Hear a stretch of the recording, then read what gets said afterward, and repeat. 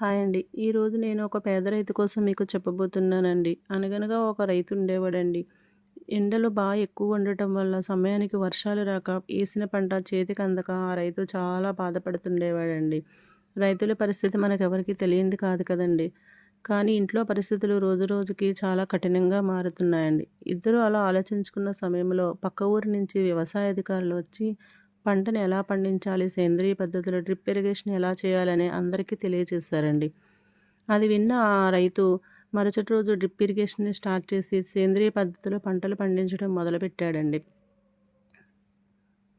పండిన పంట కొన్ని రోజులకే చేతికి అందొచ్చిందండి. దీన్ని సేంద్రియ పద్ధతిలో నేను పండించాను కనుక మార్కెట్‌లో అమ్మితే మంచి ఆదాయం వస్తుందని చెప్పి పంటను మార్కెట్‌లో అమ్మి బాగా డబ్బులు సంపాదించాడండి.